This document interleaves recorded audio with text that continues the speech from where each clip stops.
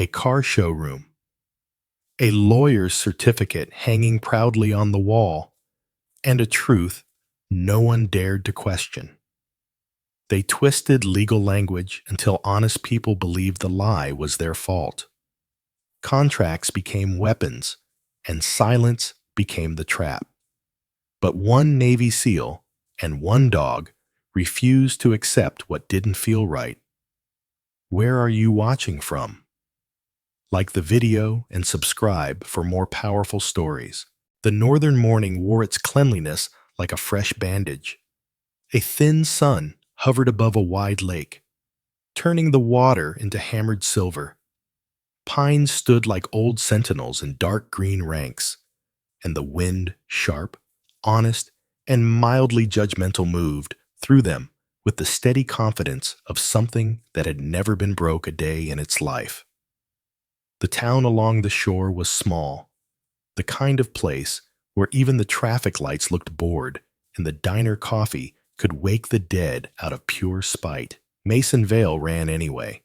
He was 35, broad-shouldered, and built like someone who still believed in consequences. His hair was kept short, more habit than vanity, and his face had the angular calm of a man who'd learned to lock doors inside his own mind. There was a faint scar near his jaw that you wouldn't notice unless you were the kind of person who looked for maps of old wars. When he breathed, he did it like a machine that had once been calibrated for chaos and refused to admit it missed the noise.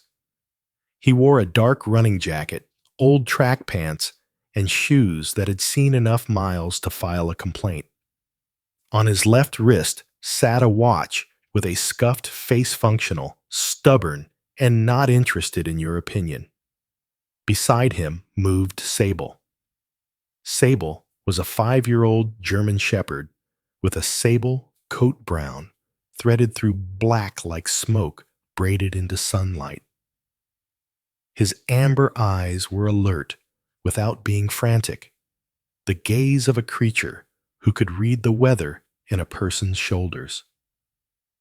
A plain black leather collar circled his neck, and his ears flicked at every small sound. A gull's cry, a distant truck, the faint crackle of frost breaking under tires.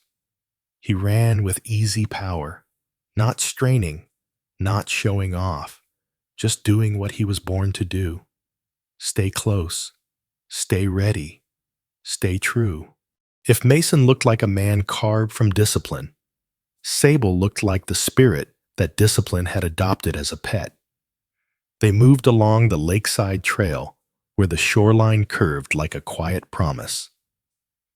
Mason kept his pace steady, counting breaths the way some people counted prayers. He didn't need a god. He had routine. And in the aftermath of a life spent doing things that didn't fit inside polite conversation, routine was its own kind of sanctuary.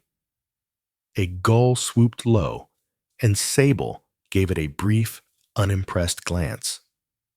Mason almost smiled.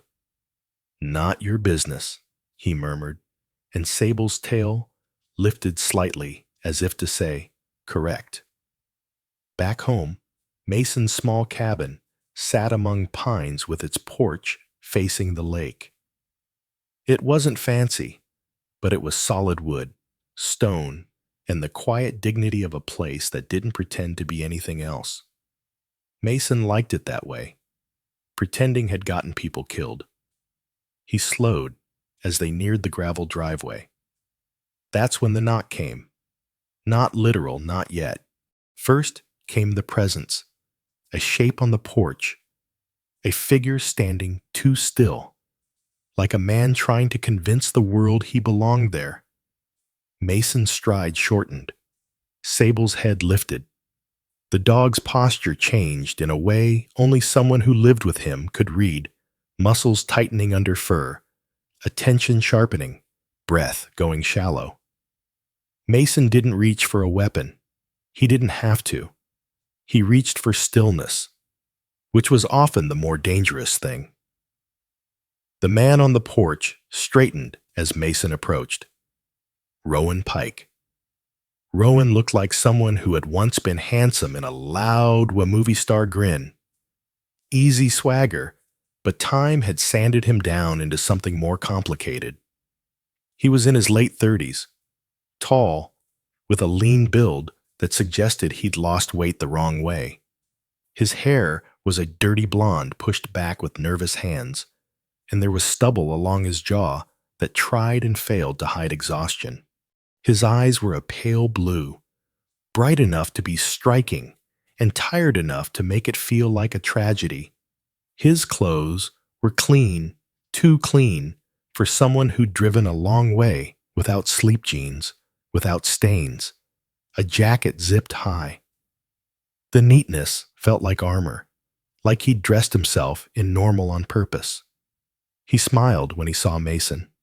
It was a good smile. It just didn't reach the part of him that mattered. "Mace," Rowan said, voice warm, casual, trying for easy. Mason stopped at the bottom step. "Rowan."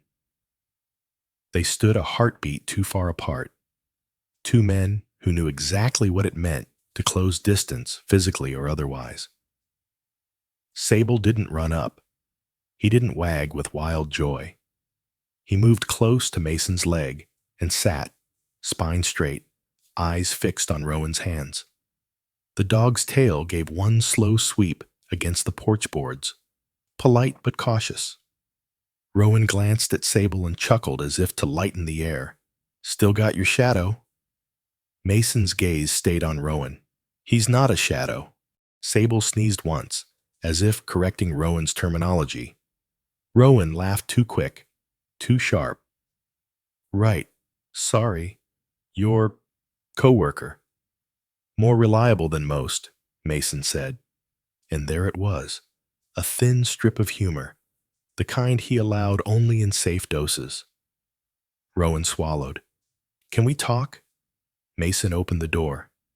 Inside, the cabin smelled faintly of pine and coffee grounds. It was tidy in the way of a man who didn't own much, but cared for what he had. A pair of boots sat by the door. A folded blanket lay on the couch. There was a dog bed near the fireplace that looked suspiciously more expensive than Mason's own pillow. Rowan stepped in and paused, like he was remembering what it felt like to enter a place without fear. He took off his jacket with careful movements and hung it as if he wanted to prove he knew the rules of being human. Mason watched him with the quiet patience of someone who had learned that truth often arrived late. Sable walked past Rowan, close enough that his fur brushed Rowan's jeans, then circled back and sat again. This time, not by the fireplace, but beside Mason's chair, eyes still on Rowan. The dog's expression wasn't hostile. It was measuring. Mason poured coffee into 2 mugs. He offered one. Rowan took it with both hands, like it was something warm enough to forgive him. They sat. For a moment, Rowan just stared into the coffee, as if reading futures in dark liquid. "Nice place," Rowan said finally, too casually. "Quiet," Mason replied. Rowan nodded. "Quiet's good." But his foot tapped the floor. Not fast, not nervous. More like a metronome keeping time for a song he didn't want to sing. Mason didn't ask about the tapping. He waited. Rowan cleared his throat. "I need a favor." Mason's fingers tightened slightly around his mug. "What kind?" Rowan looked up. For a second, the mask slipped. Something raw flashed in his eyes, fear, shame, desperation. Then it was gone, replaced by a grin that tried to act like this was no big deal. "I need to borrow some money," Rowan said. He said it fast, as if speed made it lighter. "A decent amount." Mason didn't flinch. "How much is decent?" Rowan named a number that landed in the room with a dull thud. The cabin didn't change, but the air did. Even the lake outside seemed to hold its breath. Mason stared at Rowan. That's not rent money. Rowan shrugged, too smooth. Life's been creative? Mason's voice stayed even. Why? Rowan's eyes flicked away. It's temporary. That's not an answer. Rowan gave a small laugh, the kind that wanted to be charming and ended up sounding like a cough. Come on, Mace. Don't start. I'm not asking for your kidney. Mason's gaze didn't soften. I'm asking why. Rowan took a sip of coffee and winced like it burned. Because I need it. Sable made a quiet sound then. Not a bark, not a growl, but a low huff through his nose. Like a judge, clearing his throat before announcing a verdict. Rowan froze for half a second, eyes flicking to the dog. Your dog always this rude? Mason glanced down at Sable. The shepherd held his stare, steady as a compass. He doesn't like lies, Mason said. Rowan's smile twitched. That a new trick? No, Mason said. That's a feature. Rowan set his mug down too carefully. His hands were steady, but his knuckles were pale. He looked like a man trying not to crumble in a room that smelled like safety. Look, Rowan said, voice lower now. I'm not in danger, okay? I'm fine. Mason leaned forward slightly. Then why are you here? Rowan opened his mouth, then shut it again. And in that pause, something small and strange happened. Sable stood, walked to Rowan's jacket by the door, and pressed his nose to it. He sniffed once, twice. Then he turned his head sharply toward the window, ears up, body suddenly taut. Mason followed the dog's gaze. Outside, nothing moved except the pines swaying and the lake glittering. No car engines, no footsteps, no shadows, just morning and its pretty lies. Rowan's face had gone pale. Rowan, Mason said quietly. Rowan forced a laugh, loud enough to be a distraction. He's probably smelling breakfast. You feed him like royalty. Sable didn't move. He kept staring at the window like it had whispered a warning. Mason felt his stomach tighten. Not fear. Not exactly. More like recognition. Like seeing the shape of a familiar storm far out over open water. He didn't ask what Sable sensed. He asked what mattered. Did you come here because you trust me? Mason said. Or because you don't trust anyone else? Rowan's throat bobbed. He looked down at his hands. The tough guy act had cracks now. You remember Cobble? Rowan said softly. Mason's jaw tightened. Yeah. Rowan swallowed. You remember that stairwell? The one you... He stopped, shook his head once, as if pulling himself back from a cliff. You didn't leave me. Mason said nothing. He didn't have to. That was the thing about certain memories. You didn't narrate them. You carried them like scars. Rowan's eyes lifted. I'm not asking because I think you owe me. I'm asking because you're the only person I know who won't make me feel smaller for needing help. Mason's chest tightened. Something old and bitter stirred grief for the men who never got to ask, anger at the ones who did and got ignored, and guilt for all the times he'd walked away because walking away was easier than staying. Mason set his mug down. Will you pay it back? He asked. Rowan exhaled a shaky laugh. Yeah, I'll send you the details tomorrow. I just need... He couldn't finish the sentence. The words jammed in his throat like a bolt that wouldn't turn. Mason stood and walked to the desk drawer where he kept his checkbook and the kind of emergency cash he pretended he'd never need. He didn't do it dramatically. He did it like a man completing a task. He returned and placed the money on the table. Rowan stared at it as if it might explode. Mason's voice was calm but firm. "You don't get to disappear." Rowan's shoulders sagged, relief and shame tangling together. He reached for the money with fingers that trembled despite his best efforts. "Thank you," he said hoarsely, and for a second, he looked younger, like the man he'd been before life started collecting debts. Sable walked forward and sat close to Rowan's knee. Not affectionate, not condemning, just there. Like an anchor tossed into rough water, Rowan's hand hovered, then he rested his fingers briefly on Sable's head. The dog didn't lean in, but he didn't pull away either. "Tomorrow," Rowan said, standing. He forced that grin again. "I'll text you, all official." Mason walked him to the door. Outside, the sun was higher now, bright enough to make the world look honest. The lake gleamed, the pines whispered. The air smelled like cold metal and clean snow that hadn't arrived yet. Rowan paused on the porch steps. He looked like he wanted to say something real. Instead, he said, "Still owe you a beer." Mason replied, "You still owe me the truth." Rowan laughed once, and it sounded almost normal.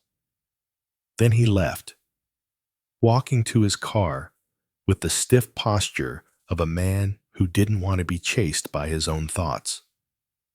Mason stayed on the porch until Rowan's taillights vanished behind the trees. Sable remained beside him, ears forward, gaze fixed on the road long after it was empty. When Mason finally turned to go inside, Sable didn't follow immediately. The dog lowered his head and pawed once at the porch boards, scratching lightly, insistently, like he was trying to uncover something buried. Mason frowned. "What is it?" Sable looked up at him, amber eyes steady, and gave a single, quiet huff. Not fear, not warning. Something closer to, "Pay attention." Mason stared at the road again, feeling the weight of the money he'd given away and the heavier weight of what Rowan hadn't said.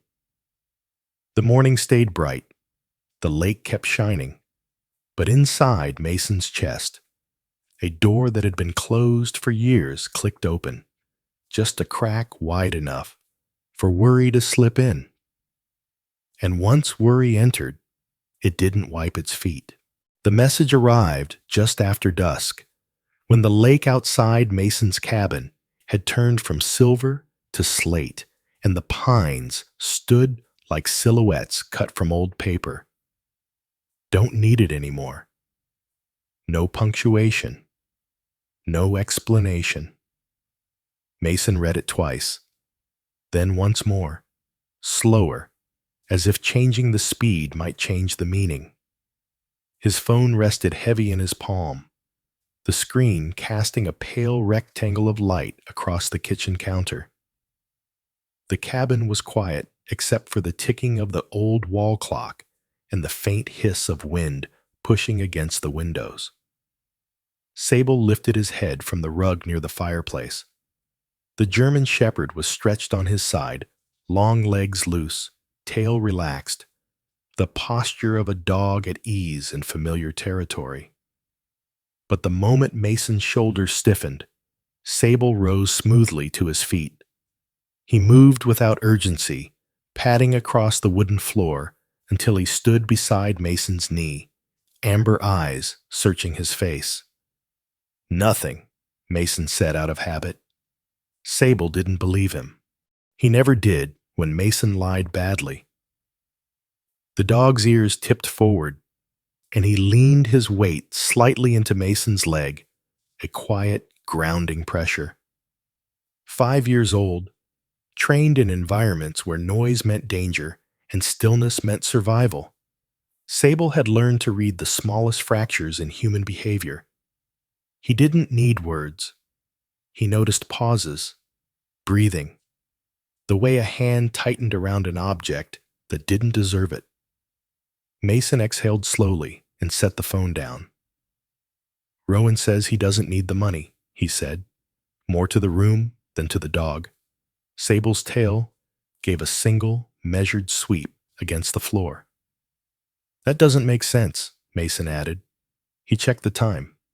6:42 p.m. Too early for regret, too late for confidence. Mason tried calling. Once, twice. The call rang until it fell into silence. No voicemail pickup, no automated greeting. Just the hollow echo of unanswered effort. Sable walked toward the front door and stopped there, nose low, sniffing the crack beneath it as if Rowan's absence had left a scent. Not yet, Mason murmured. The dog didn't move. Mason rubbed a hand over his face and grabbed his jacket. All right, we'll go. The town was small enough that evening errands blurred into social rituals. The grocery store sat at the corner of Main and Cedar, its windows glowing warm against the cooling blue of the sky. A bell chimed as Mason pushed the door open. Sable waiting patiently outside, tethered to the iron post by the entrance. Inside, the air smelled like bread, detergent, and the faint metallic tang of refrigerated aisles. A few locals nodded in recognition. Mason was known, if not deeply. The quiet man by the lake, the veteran with the big dog. He was halfway down the produce aisle when he saw her, Ivy Pike.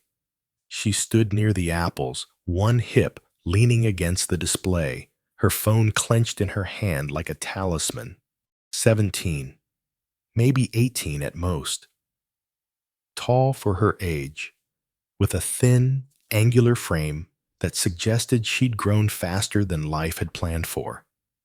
Her dark hair was pulled into a messy ponytail, strands escaping around a face that carried both sharp intelligence and premature caution. She wore a hoodie, a size too large, and jeans frayed at the cuffs. There was something guarded about her posture, shoulders slightly hunched, eyes flicking up at every sound. Not fearful. Just alert. Like someone who'd learned the world could change without warning. She looked up and froze when she saw Mason. Recognition passed across her face, followed by hesitation, then relief she tried unsuccessfully to hide. Mason, she said. Hey, Ivy. She tucked her phone into her pocket. You live out by the lake, right? Yeah. She nodded, as if confirming a fact she already knew. Silence stretched between them, thin and uncertain. Mason broke it gently. You okay? Ivy let out a breath that was almost a laugh. Define okay. He gestured toward the checkout lanes. Want to talk? They paid quickly. Mason insisted on covering her groceries when he noticed the total made her flinch and stepped back outside. The sky had darkened to deep indigo, and the first stars were beginning to puncture the evening. Sable rose the moment he saw Mason, tail lifting, posture attentive but calm. When Ivy stepped closer, Sable turned his head toward her, ears angled forward, assessing. After a moment, he sat, allowing her presence. He's big, Ivy said softly. Looks worse than he is, Mason replied. Sable tilted his head, offended. Ivy smiled despite herself. Then the smile faded. It's my dad, she said, words tumbling out once the gate opened. He's been weird lately. Not bad weird, Just off. Mason said nothing, letting her find her footing. He keeps saying things are fine, Ivy continued, like he's rehearsing it. And he's been drinking more. Not drunk, just enough to smell like it. She stared out at the parking lot. Last night he texted me, said he was going away for a few days, that he needed air. Mason felt a familiar tightening in his chest. Did that worry you? She snorted softly. Everything worries me. Her phone buzzed in her pocket. She pulled it out, eyes scanning the screen. The color drained from her face. Mason stepped closer. Ivy? She swallowed. It's the hospital. The word landed like a dropped plate. They said he was brought in this afternoon. He didn't want me called at first. Mason's mind clicked into motion, sorting possibilities with practiced efficiency. Which hospital? She told him. At the sound of the name, Sable stiffened. Not dramatically, not suddenly, just a subtle shift, the kind Mason had seen before on night patrols. When the dog sensed something the men couldn't yet hear. Sable's ears stood fully upright, his gaze fixed on the road, muscles coiling beneath his coat. Mason didn't ask why. He trusted the signal. Get in, he said. The drive was quiet. Ivy sat rigid in the passenger seat, hands folded in her lap, eyes fixed on the passing dark. Mason drove with steady focus, one hand on the wheel, the other resting loosely near the console. Sable lay in the back seat, head up, watching both of them in the reflection of the rearview mirror. Every time Ivy's breathing hitched, his ears flicked. Has he been under money stress? Mason asked gently. Ivy nodded. He bought a car recently, said it was going to fix things. Mason's jaw tightened.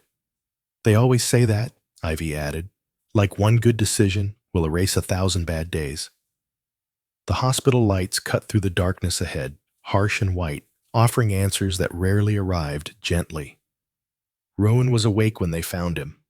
He lay in a curtained-off bay, a bruise blooming dark along his cheekbone, one arm bandaged, ribs wrapped tight beneath a hospital gown. He looked smaller than Mason remembered, as if the weight he carried had finally pressed him inward.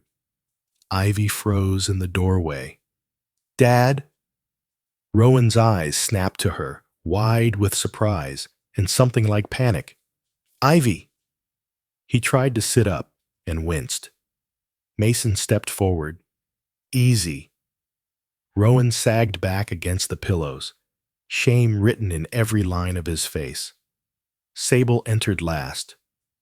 The dog moved with uncharacteristic softness, crossing the room in slow, measured steps. He stopped at the foot of the bed, studying Rowan. Then, without invitation, he rested his chin gently on the mattress, amber eyes locking onto Rowan's. Rowan's breath hitched. For a moment, the room held still. Then Rowan turned his head away and covered his face with his uninjured hand. I'm sorry, he said, voice breaking. I didn't want you to see this. Ivy crossed the room and took his hand. She didn't speak. She didn't need to. Mason stood back, allowing the space to belong to them. After a few minutes, Rowan looked up again, eyes red, voice steadier. I'm not dying, he said quietly. Just messed up. Mason met his gaze. Start talking. Rowan hesitated, then nodded. I bought a car. From a place off Route 7. Looked legit. Owner talked like a lawyer, had the degree on the wall. Rowan laughed bitterly. Turns out, the law doesn't protect you from people who know how to bend it. He explained, in halting pieces, the rushed contract, the hidden history, the fines that surfaced too late. The day the police pulled him over, the calm voice of the officer explaining that the car was flagged, that his license to operate was suspended effective immediately. No warnings, Rowan said. No grace period. Just done. Mason listened, face unreadable. I went back to the showroom, Rowan continued, told them there had to be a mistake, that the car was supposed to be clean. He swallowed. The owner laughed, said I signed, said if I didn't like it, I could sue. Told me nobody would care. Ivy squeezed her father's hand harder. And the money? Mason asked quietly. Rowan closed his eyes. I thought if I could pay off one of the debts fast enough, I could keep the rest from collapsing.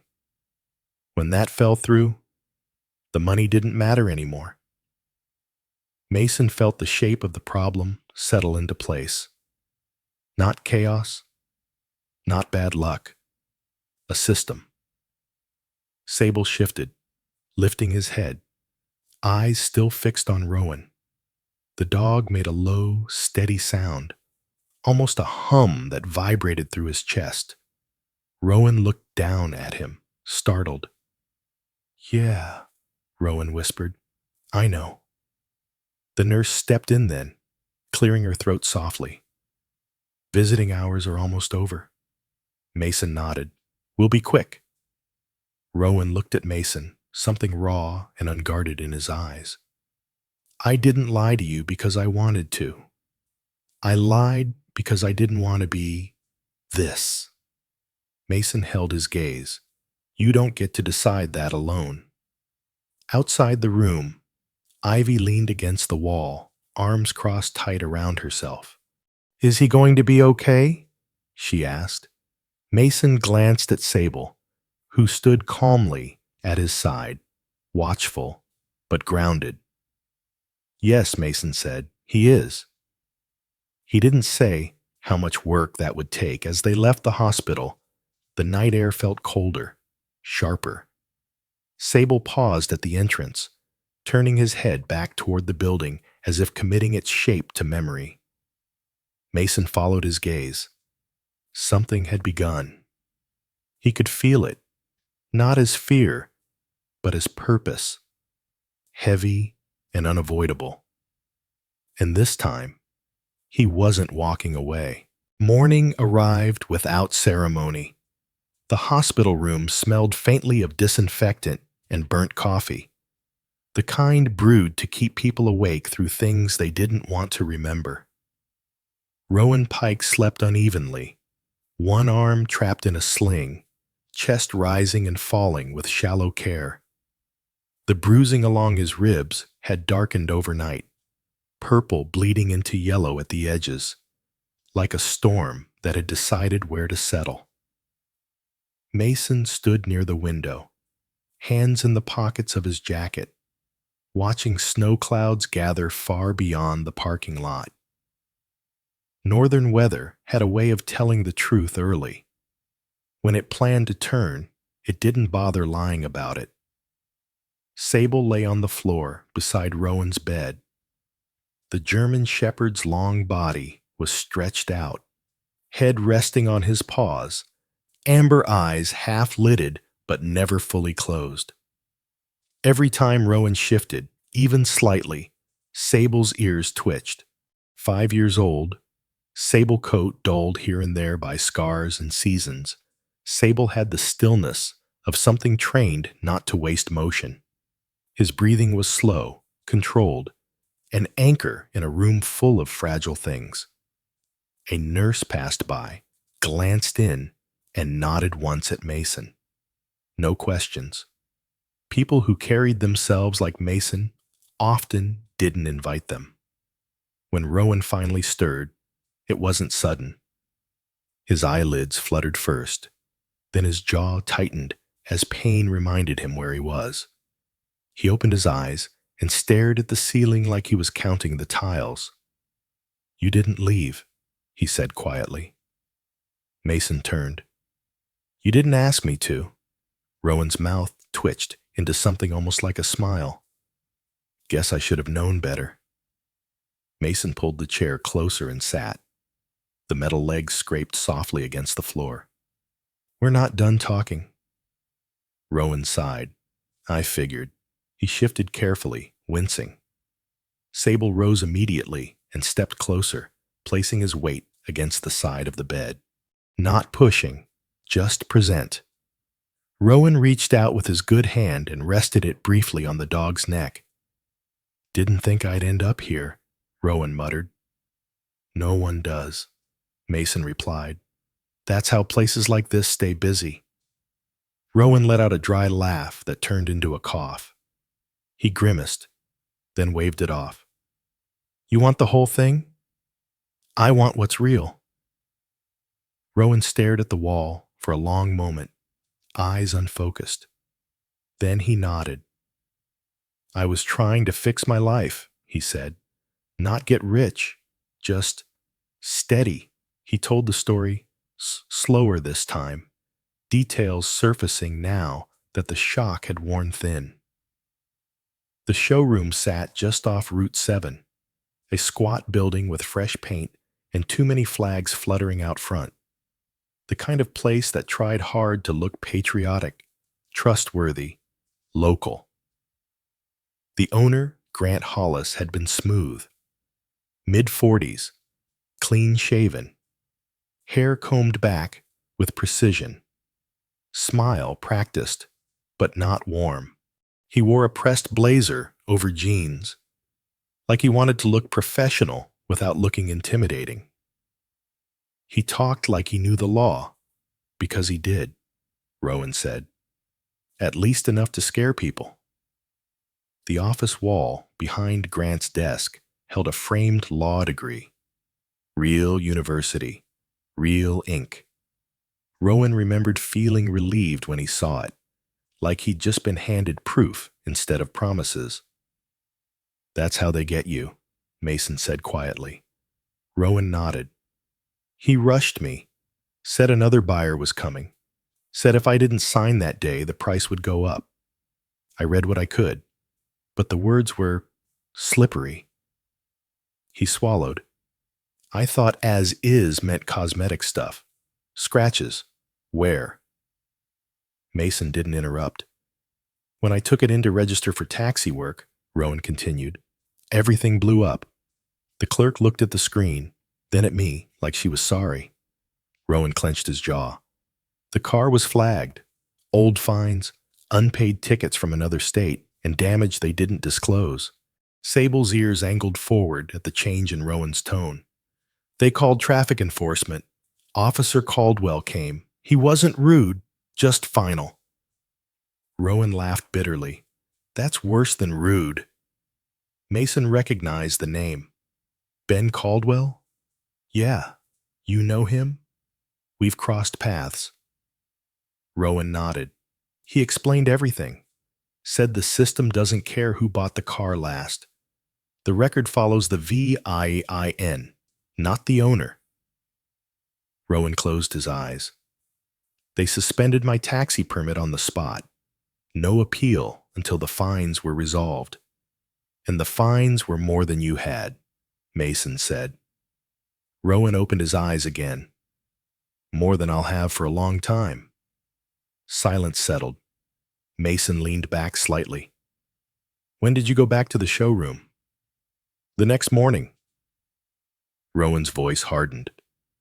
"I thought it was a mistake. I thought they'd fix it." His fingers curled into the sheets. "Grant didn't even pretend. He leaned back in his chair and told me to sue if I wanted. Said arbitration would take months. Years. Said I'd burn through whatever money I had left before I ever saw a judge." Rowan's gaze dropped. "Then he asked me if I'd ever tried to fight a system designed by people richer than me."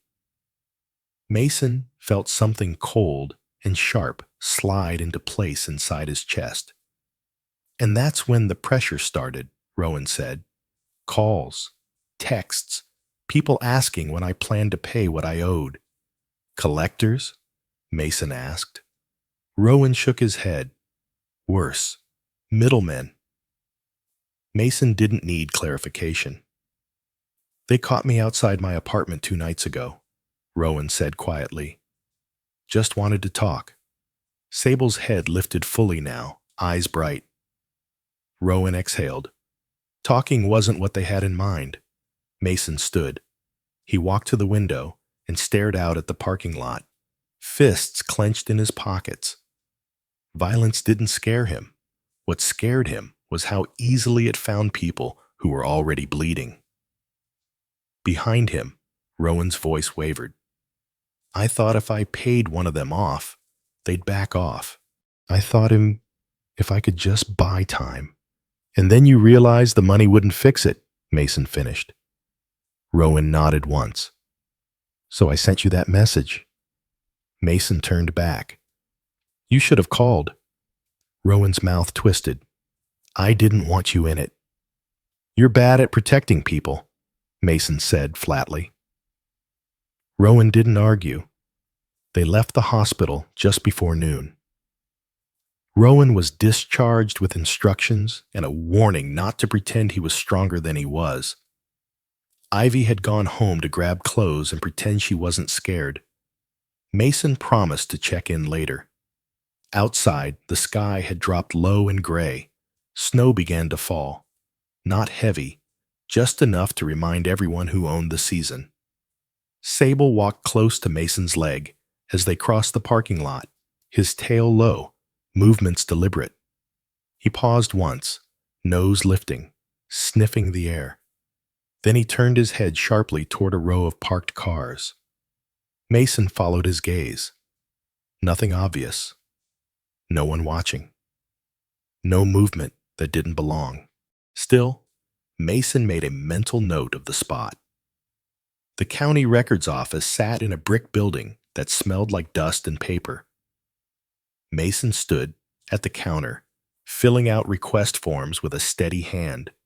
Behind the desk sat a woman in her early 30s with dark hair pulled into a tight bun and eyes sharp enough to cut glass. Her nameplate read Lena Morales, paralegal assistant. She scanned Mason's paperwork with professional detachment. What's this for? Fraud, Mason said simply. That earned him a look. Lena studied him for a moment, his posture, the set of his shoulders, the dog sitting patiently at his heel. Not your first time dealing with something like this, she said. Not my first system, Mason replied. Lena's mouth curved slightly. Figures. She processed the request and slid a copy of a public record across the counter. You're not wrong, by the way. Hollis lost his license years ago. Appeals board. Ethics violations. Mason's eyes narrowed. But the degree is real. Oh, the paper's real, Lena said. The authority isn't. Mason took the file. Thank you. She hesitated. Be careful. People like him don't like daylight. Mason nodded. Neither do some animals. Sable's ears flicked at the word. They stopped by Rowan's car in the impound lot that afternoon. The vehicle sat alone, dull beneath the snow, its tires dusted white. Mason crouched and ran a hand along the undercarriage. Rust, flaking paint, signs of long-term moisture. Sable circled the car slowly, nose close to the ground. He stopped near the rear door and sniffed deeply. Then he backed away and let out a low, steady huff, the same sound he'd made back at the cabin porch. Mason straightened slowly. Inside the car, the smell was faint but unmistakable to someone who knew. Stale water, old metal, rot, hidden beneath upholstery. Mason closed his eyes. This wasn't a bad deal. This was a trap. As Mason stepped back from the car, Sable suddenly froze. Not alert, not tense. Still. The dog's body went rigid, head angled toward the far end of the lot, where a dark sedan sat idling, engine barely audible beneath the falling snow. Sable's amber eyes locked onto the vehicle. The sedan's headlights flicked off. Then, slowly, it pulled away. Mason didn't move until it disappeared onto the road. He looked down at Sable. You saw that too. Sable didn't look at him. He kept watching the road long after it was empty. That evening, Mason sat at his cabin table, paperwork spread out like pieces of a broken map. Rowan's contract, fine notices, county records, everything pointed in the same direction. Not chaos, design. Sable lay at his feet, chin on his paws, eyes open. Mason stared at the wall where moonlight cut a thin line across the wood. He thought of Rowan's face in the hospital. Ivy trying to be older than she was. Grant Hollis leaning back in his chair, confident no one would care. Mason cared. He reached for his phone and scrolled to a name he hadn't called in years. Renee Park. He hovered over the contact, thumb still. Outside, the wind picked up, rattling the windows. Sable lifted his head and looked at Mason, ears forward, waiting. Mason exhaled and pressed the call. The line rang, once, twice, and then someone answered. Renee Park answered on the fourth ring. Tell me this is important, she said, her voice steady but alert, threaded with the faint hum of city noise in the background. Or tell me you finally learned how to small talk. Mason stood at the kitchen table of his cabin, papers spread out in uneven stacks like a bad game of cards. Outside, snow tapped against the windows in soft, insistent whispers. It's important, he said. There was a pause. Not hesitation calculation. Give me 30 seconds, Renee said. Then start from the beginning, slowly. I don't do chaos. Mason waited. Sable sat near his feet, spine straight, ears relaxed but attentive, his presence solid as the table leg beside him. Go, Renee said. Mason spoke plainly. No dramatics, no heroics. He laid out the facts the way he'd once laid out mission briefings. Who Rowan was, what had happened with the car, the showroom, the fines, the intimidation, the paperwork that didn't add up. He mentioned the framed law degree, the revoked license, the collectors who weren't quite collectors. He didn't mention the sedan in the impound lot. Not yet. When he finished, the line was quiet for a few seconds longer than Mason liked. That's not a bad deal gone wrong, Renee said finally. That's a business model. That's what I thought. You're sure you want to do this? She asked. Because once I start pulling, things unravel. People don't always like that. Mason looked down at Sable, who had lifted his head at the change in tone. The dog's amber eyes met his, calm and unwavering. They already don't like it, Mason said. I'm just making it official. Renee exhaled softly.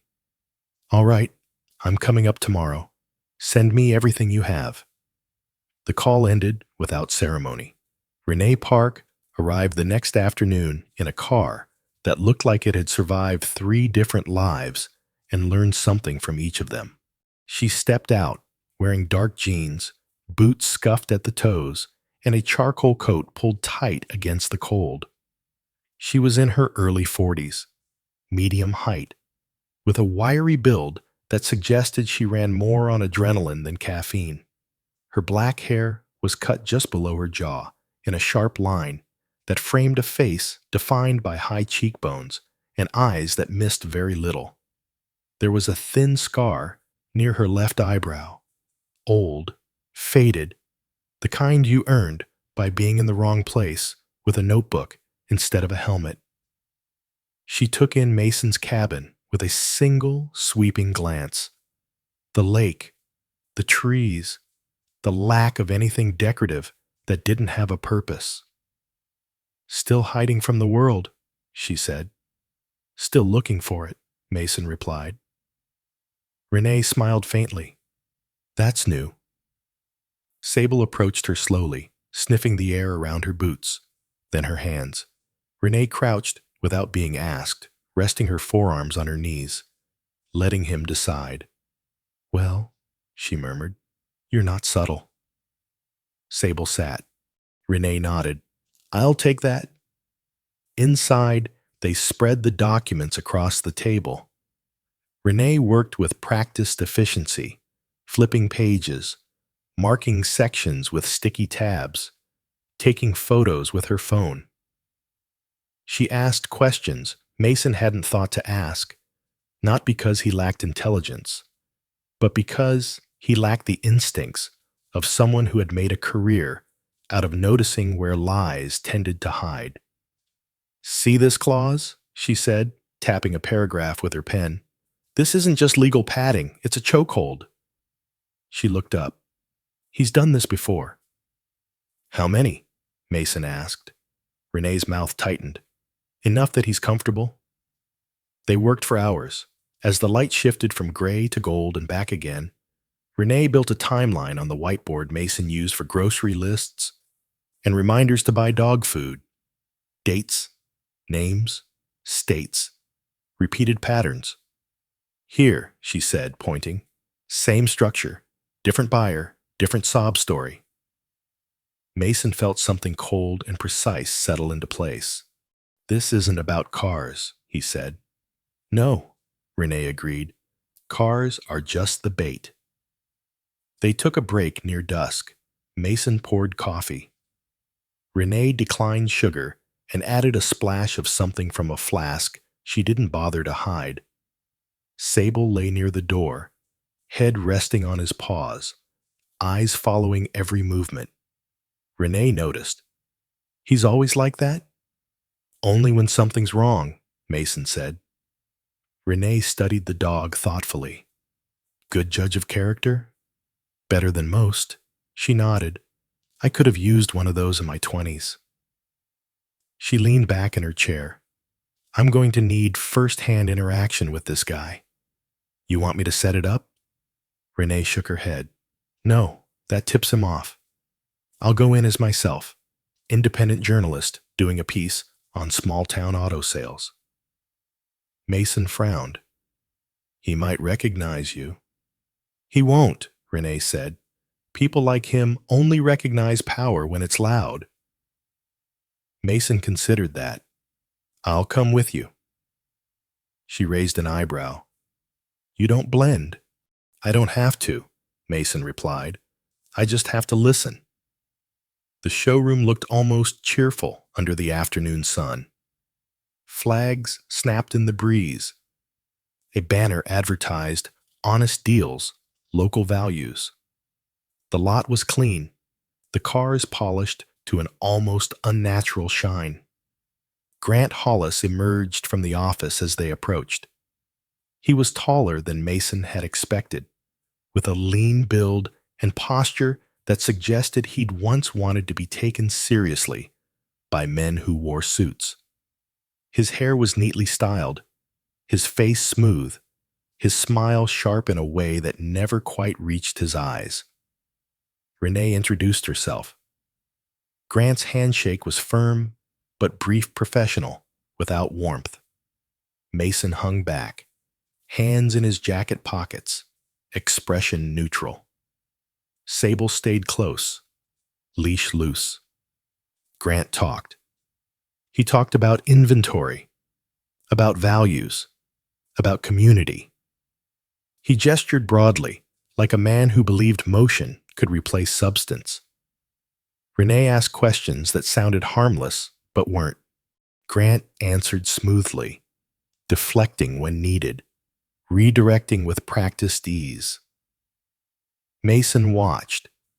He watched Grant's eyes flick to Sable whenever the dog shifted. Watched the way Grant avoided specifics without appearing evasive. Watched how he smiled at Renee, but never quite looked at Mason. They left with brochures and promises. As they walked back to the car, Renee let out a slow breath. He's careful. He's confident, Mason corrected. Renee nodded, which means he thinks he's untouchable. Sable paused suddenly, nose lifting. Renee glanced down. What is it, boy? Sable didn't respond. He stared at the showroom window, ears angled forward, body still. Mason followed his gaze. Inside the office, Grant stood watching them go. Their eyes met through the glass. Grant smiled. That night, Mason woke to the sound of Sable growling. Not loud, not aggressive, low, controlled. The kind of sound that never came without reason. Mason sat up, heart steady, senses sharp. Moonlight spilled across the floor. The cabin door was closed, the windows intact. Sable stood at the foot of the bed, body rigid, eyes fixed on the darkness beyond the glass. Mason followed his gaze. Outside, at the edge of the tree line, a shape moved, then another, and then nothing at all. Morning came with the smell of snow and metal. Renee called early. I've got something. They met at a diner on the edge of town, the kind with vinyl booths and coffee that tasted like commitment issues. Renee slid into the seat across from Mason, eyes bright. I pulled public records from 3 counties, she said. Same names keep popping up. Same shell companies. Same arbitration clauses. She leaned forward. This isn't just Hollis. He's part of a network. Mason's jaw tightened. Rowan wasn't the first. No, Renee said. He just might be the one who doesn't stay quiet. Mason thought of Rowan's bruises, Ivy's clenched jaw, Sable's silent watchfulness. We'll need more than paperwork, Mason said. Renee nodded. We'll need proof that breathes. She slid a photo across the table. It showed a car on a lift. Undercarriage rusted, water lines etched faintly along the metal. Flood damage, Mason said. Exactly, Renee replied, and I know where to get more. Mason looked out the diner window at the road beyond, already seeing the path ahead. It wasn't straight, but it was clear. The plan didn't begin with bravado. It began with a notebook. Mason sat at the cabin table while the lake beyond the window wore a skin of dull steel. Snow had stopped during the night, leaving the world quieter than before, as if the land itself were listening. Papers lay stacked and sorted contracts, fine notices, photographs of rusted undercarriages. Renee's handwriting cut through the margins in sharp, decisive strokes. This is where he's comfortable, Renee said, tapping the page with the eraser end of her pencil. Sales floor, fast talk, false urgency. Sable lay under the table, chin on his paws, eyes open. Not asleep. Waiting. Mason nodded. So we don't meet him there as ourselves. Renee smiled slightly. Now you're thinking like a civilian criminal. She pushed back her chair and stood. We need someone who looks desperate enough to rush, but smart enough to ask questions. Someone Grant will underestimate. Mason didn't answer right away. Instead, he watched Sable stand and move to the door, nose lifting as if the idea itself had a scent. I can do it, Mason said. Renee studied him. You don't look desperate. I can, Mason replied, and I don't rush. She considered that, then shook her head. No, he's already clocked you, even if he doesn't know why yet. She reached for her phone. I've got someone. They met Ethan Brooks in a roadside diner an hour south of town. The diner smelled like bacon grease and old linoleum, and the booths were cracked in places where generations of elbows had leaned too hard. Ethan sat hunched over a mug of coffee that had gone untouched. He was late 30s, thick through the shoulders, with a beard he'd let grow past intention. His hair was dark, cut unevenly, as if he'd stopped caring halfway through a haircut. He wore a work jacket stained with oil and salt, boots scuffed to gray at the toes. His eyes were the kind that didn't rest easily, always moving, always measuring the distance to exits. "Mason Vale," Ethan said when Mason approached. "Didn't think I'd see you again." They shook hands. Ethan's grip was firm but brief, like a man who'd learned not to linger. Renee slid into the booth across from him. "You're the one who bought the pickup in Duluth 3 years ago." Ethan's jaw tightened.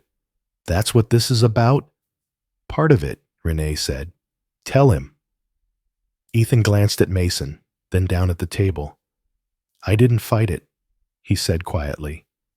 "Didn't have the energy, didn't have the money. I told myself it was my fault for trusting the wrong people." Mason's expression didn't change. Inside, something old stirred recognition edged with anger. Renee leaned forward. "You want to help make sure it doesn't keep happening?" Ethan looked up. His eyes were sharp now, the fog burned off by purpose. "I want him to look me in the eye and lie." Renee smiled. "Perfect." Ethan arrived at the showroom 2 days later in a borrowed sedan that rattled just enough to sell the story. He played the part well. A man newly divorced, looking to start driving rideshare to make ends meet. Cash poor, time poorer. He wore a flannel shirt with frayed cuffs and carried a folded envelope he kept patting like it contained his last chance.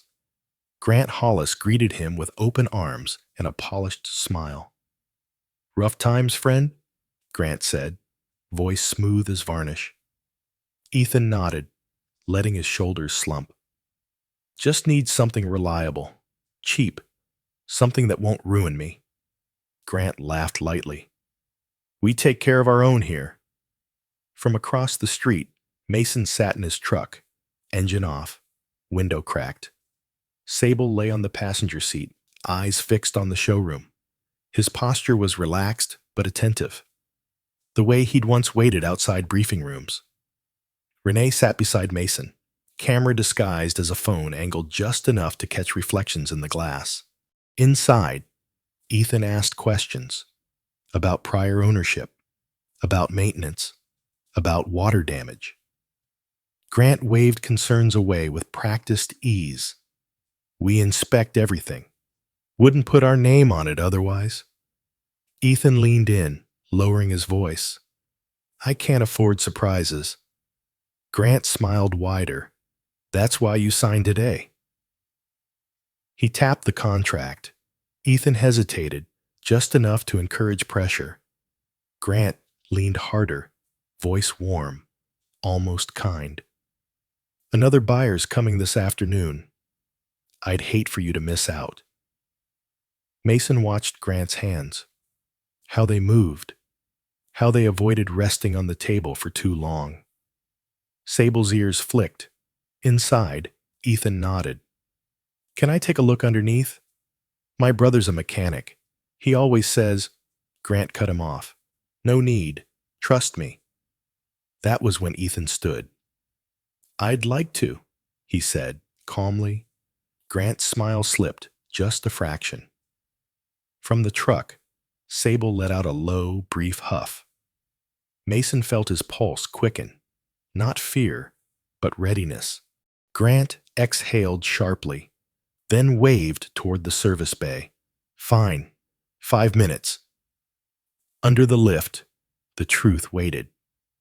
Water lines etched the metal like scars. Rust bloomed where it shouldn't. Patches covered patches. Ethan crouched, pretending ignorance, while his phone recorded everything. Grant talked too much. "Cosmetic," he said, Nothing structural. Ethan straightened. Then you won't mind me walking away? Grant's jaw tightened. You'll lose the deposit. Ethan shrugged. I never gave you one. Silence fell between them, thick and telling.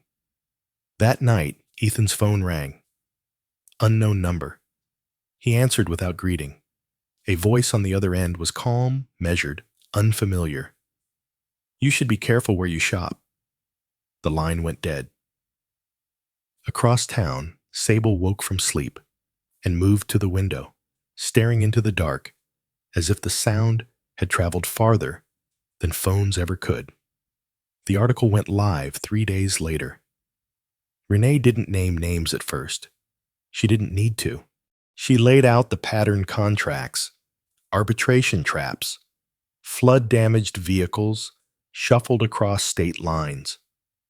She quoted public records. She published photographs. She let the facts breathe. The comments exploded. Emails followed. Men, women, families. Stories poured in, each one echoing the last. Lost savings, lost jobs, shame layered over anger. Rowan read them from his couch, Ivy beside him, her knee bouncing as she scrolled. Dad, she whispered, you're not the only one. Rowan swallowed hard. At the cabin, Mason watched the numbers climb. Views, shares, names. Grant Hollis closed his showroom early that afternoon. By evening, a letter arrived at Renee's temporary office, delivered by courier. Cease and desist. Threats dressed in legal language. Renee laughed when she read it. He's nervous. Mason nodded. Good. Outside, snow began to fall again, heavier this time, blanketing the road and softening the world. Sable sat at the door, tail sweeping slowly against the floor. Mason rested a hand on the dog's head. Not done yet, he said. Sable looked up at him, amber eyes steady. He already knew. The town did not wake up all at once. It never did. News moved differently here, passed across diner counters with refilled mugs, exchanged at gas pumps between strangers who pretended not to be listening, carried home in the pockets of people who said nothing until they sat at their kitchen tables and read slowly, carefully, as if afraid the words might vanish if rushed. Renee Park's article did not shout. It didn't accuse in bold letters or decorate itself with outrage. It simply laid the facts down, one by one, like stones placed across a river, and people crossed. By mid-morning, her inbox had filled beyond counting. Mason stood behind her in the borrowed office space she used in town, a narrow room above a print shop that smelled of ink and warm paper. The walls were bare except for a corkboard now crowded with printed emails, names circled in red marker, strings connecting dates and places.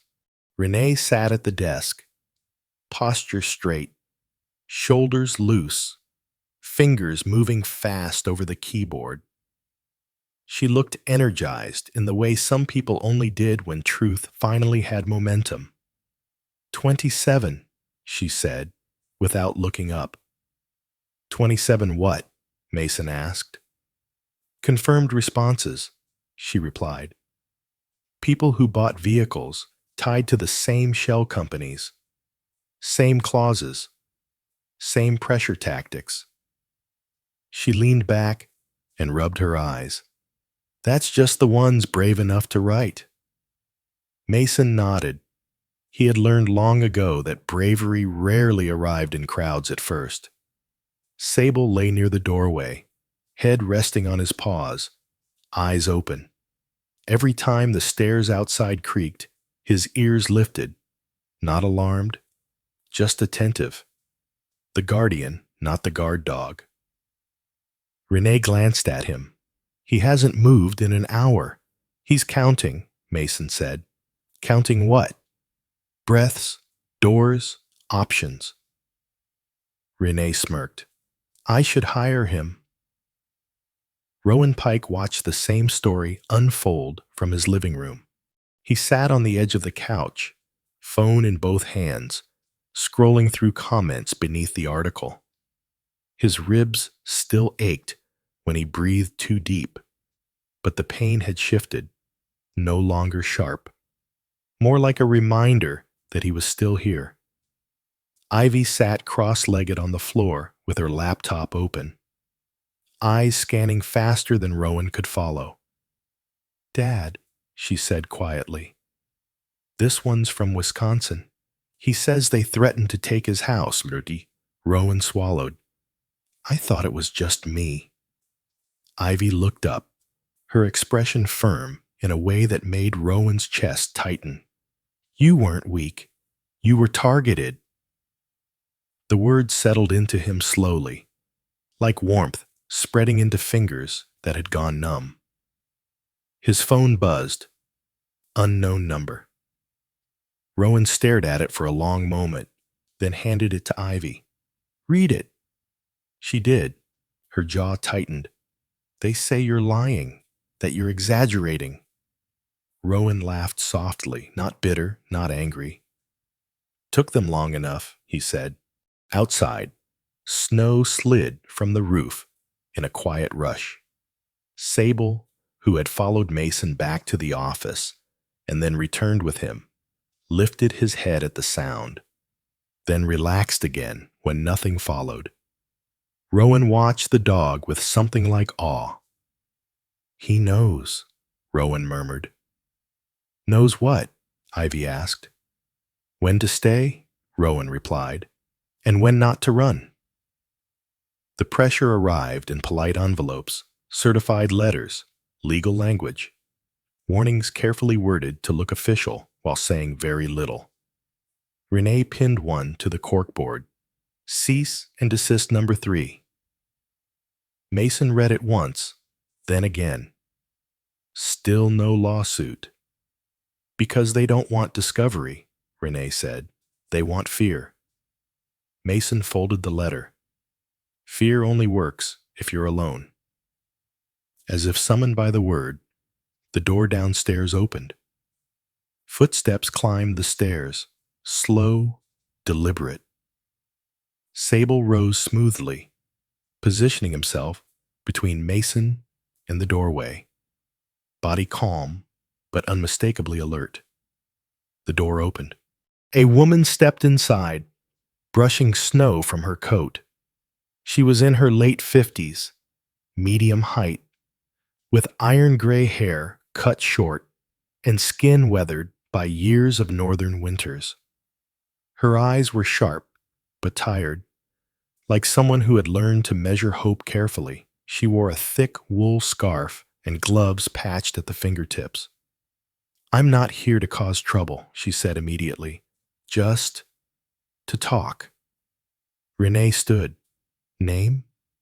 Margaret Hale, the woman replied. I bought a van from Hollis 2 years ago. Lost my business because of it. She reached into her bag and pulled out a folder thick with papers. I kept everything. Mason felt something shift. Margaret didn't cry. She didn't rage.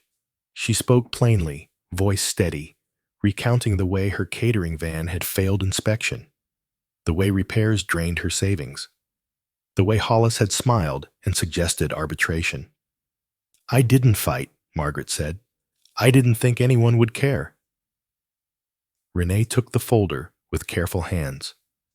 They care now. Margaret glanced at Mason, then at Sable. You always had someone with you, she said quietly. That helps. Sable met her gaze and thumped his tail once. By late afternoon, the town felt different. Not louder, not angrier, just awake. People recognized Mason on the street now, not as the quiet man by the lake, but as part of something unfolding. Some nodded. Some stopped to talk. Some only watched from a distance, weighing whether it was safe to step forward. At the courthouse steps, a small group gathered without planning it. Rowan stood among them, shoulders squared despite the ache in his ribs. Ivy hovered close, phone ready, recording statements for Renee. Ethan Brooks leaned against a railing, arms crossed, jaw set. He didn't speak much, but when he did, people listened. "This isn't about getting rich," Ethan said. "It's about not letting them do it again." A murmur of agreement followed. Mason stood back, observing. He had led men into fire before, but this felt different. No uniforms, no orders, just choice. Sable sat beside him, watching faces, cataloging emotions. Then, without warning, the dog stood. He turned his head sharply toward the street. Mason followed his gaze. A black sedan rolled slowly past the courthouse, windows tinted, moving just under the speed limit. It didn't stop, didn't honk, just passed, once, like a reminder. Sable didn't growl, he simply stared. That night, Mason returned to his cabin later than usual. The woods were quiet, in a way that felt intentional, as if sound itself had decided to step aside. Snow reflected moonlight, turning the path to his door pale and exposed. Sable paused before the steps, nose low, sniffing the air. Mason stopped with him. "What is it?" Sable didn't look at him. His ears angled back, not fear, not aggression, but recognition. Mason followed the dog's line of sight. At the edge of the clearing, where the trees thickened, a single set of footprints ended abruptly. No tracks leading away, just arrival. The next morning brought official movement. Officer Ben Caldwell arrived at Renee's office in uniform, his expression serious but controlled. He was in his early 40s, broad-shouldered, with a face that looked carved by long hours and hard decisions. His mustache was neatly trimmed, his eyes honest in a way that suggested he slept better than most men in his line of work. "I can't speak off record," Caldwell said, "but I can listen." Renee nodded. "That's enough." Caldwell reviewed the documents silently. When he finished, he exhaled through his nose. "This explains some things." Mason leaned forward. "Like what?" "Like why complaints never stuck," Caldwell replied. "Different jurisdictions, different names, no single thread." He closed the folder. "Until now." Caldwell stood. "I'll do what I can. By the book." Renee smiled faintly. "That's all we ask." By evening, Rowan received a call from a number with a local prefix. He answered. A man's voice spoke calmly. "You should consider taking the article down." Rowan didn't hesitate. "No." There was a pause. "You're making things harder than they need to be." Rowan glanced at Ivy, then at the door where Sable lay, head up, watching. "Harder for who?" Rowan asked. The line went dead. Rowan didn't shake this time. As night settled, Mason sat on his porch, breath fogging the air. Sable lay beside him, body warm against the cold boards. Inside the cabin, papers waited, names, stories, proof. The fight had shifted, no longer hidden, no longer quiet. And Mason knew whatever came next would not be handled in shadows. It would be handled together. The inspectors arrived on a Tuesday. It wasn't dramatic.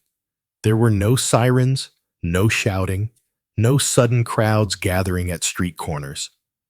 The morning began the way most mornings in town did. Slow, pale light over snow-softened roofs, breath rising in small clouds, the lake holding its silence like a promise it hadn't yet decided whether to keep. Mason noticed the cars first. Two unmarked sedans pulled in front of the print shop beneath Renee Park's temporary office. A third followed, this one marked official, unmistakable. Mason stood across the street with Sable at his side, gloved hands resting loosely in his jacket pockets. Sable was calm, alert, but calm. That mattered. Officer Ben Caldwell stepped out of the marked vehicle. He wore his uniform the way some men wore responsibility, not heavily, but deliberately. Early 40s, shoulders broad from years of patrol rather than the gym, mustache trimmed with care. His eyes scanned the street, not hunting, just assessing. Behind him emerged two inspectors from the State Consumer Protection Office, both men in their 50s, coats buttoned high, faces shaped by long careers of paperwork and patience. One carried a clipboard thick enough to bruise a knee. The other adjusted his glasses, already frowning at the building numbers. Renee came down the stairs moments later, notebook under her arm, coat half-buttoned. She looked tired, but it was the good kind, the kind that came from carrying something heavy long enough to feel it shifting. "This is it," she said quietly to Mason as she joined him. "They're not here to listen anymore." Sable's ears flicked toward her voice, then back to the street. Grant Hollis did not greet them at the door. The showroom sat closed, blinds half drawn, flags hanging limp in the cold air. A handwritten sign taped to the glass read, "Back in 30 minutes." The paper fluttered weakly in the breeze, as if even it didn't believe the message. Inspector Wallace Tall, thin, with a face like it had been carved from old wood, knocked once. When there was no answer, he knocked again, harder. No response. Caldwell exchanged a look with Renee, then nodded to the inspector. Wallace reached into his coat and produced a folded document.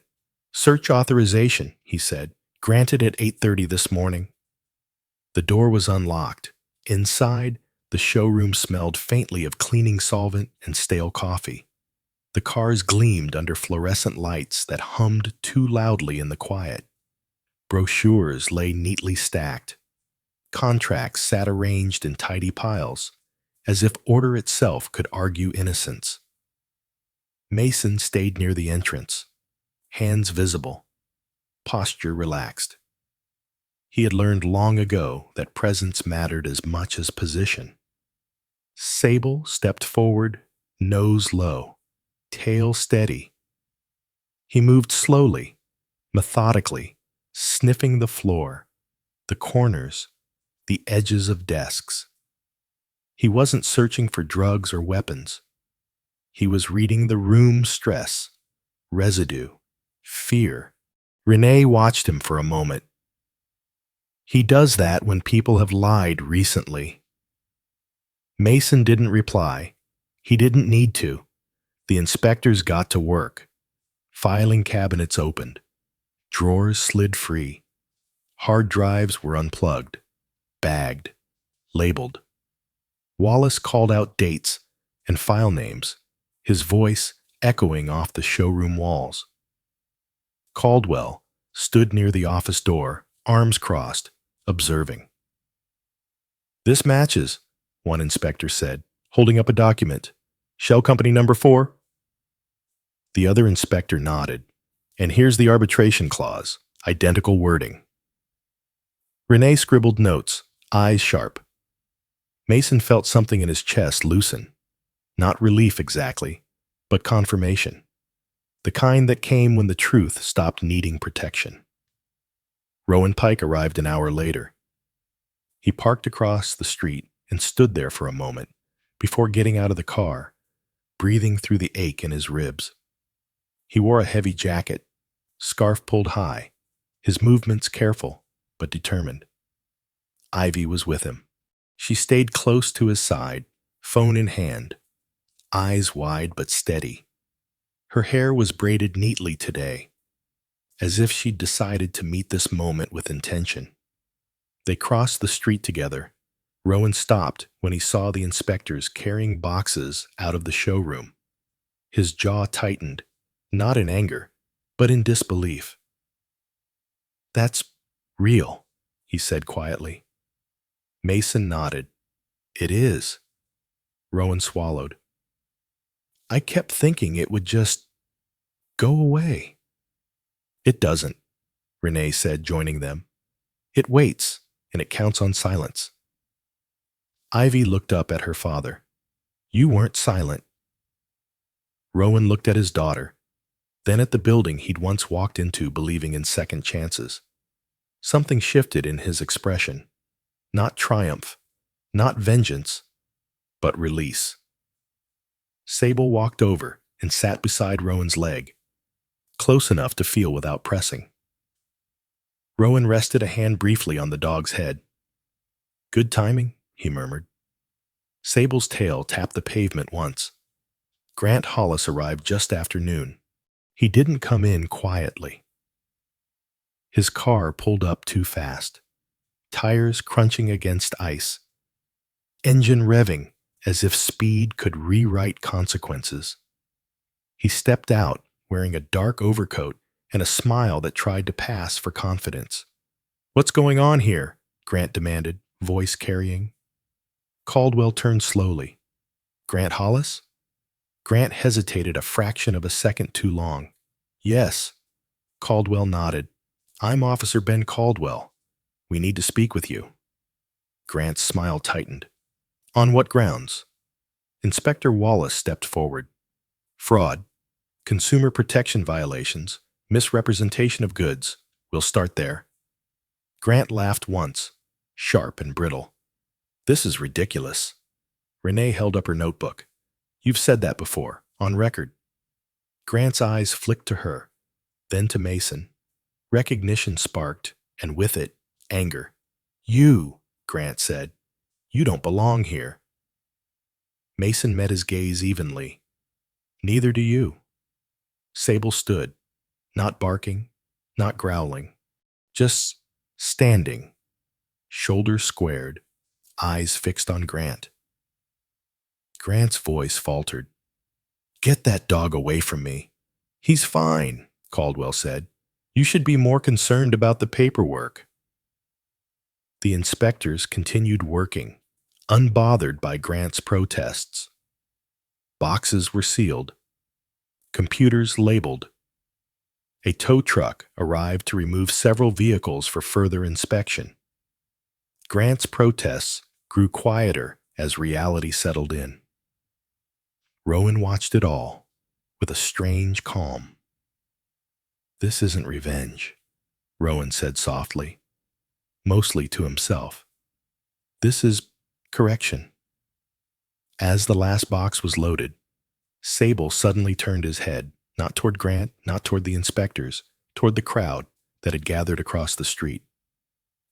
Sable's gaze locked onto a man standing just outside the group, a stranger with a knit cap pulled low, hands in his pockets, eyes fixed on Grant. The man met Sable's stare, then he looked away. Mason followed the line of sight, heart steady, mind already filing the moment away. Some threads didn't break today. They just revealed themselves. By evening, the town felt lighter. Word spread fast, not as rumor, but as fact. The showroom was closed. The investigation was official. Statements were being taken. People gathered at the diner, at the post office, at the gas station. Not to gloat, to talk, to compare stories, to understand how close they'd come without knowing it. Renee sat at a corner booth, laptop open, answering emails with practiced care. Margaret Hale stopped by, scarf tucked neatly into her coat. "I never thought I'd see this day," she said.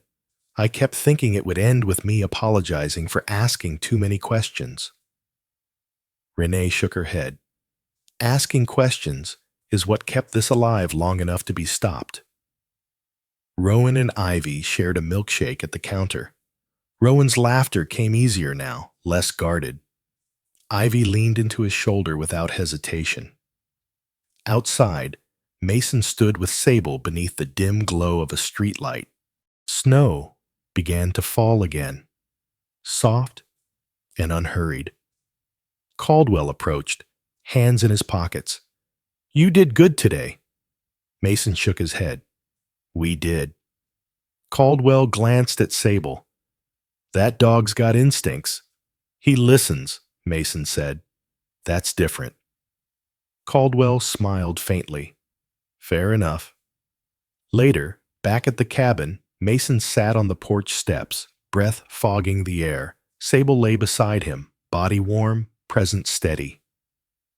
Inside, the table was clear for the first time in weeks. No stacks of paper, no contracts, just space. Mason stared out at the lake, now hidden beneath snow and night. He thought of the men he'd lost, the ones who hadn't had someone to stand beside them when things went wrong. He thought of Rowan, standing again, of Ivy, no longer bracing for collapse.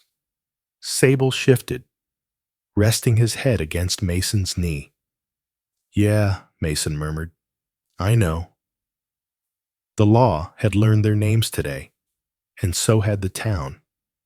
That would have to be enough for now. Sometimes, miracles do not arrive like thunder from the sky. They arrive quietly, through a stranger who listens, a friend who refuses to walk away, or a moment when truth finally finds light. Maybe it was not coincidence that the right people spoke up at the right time. Maybe it was not luck that justice began to move when silence broke. Some call it timing. Others call it courage. But there are moments when it feels like something greater was guiding unseen hands.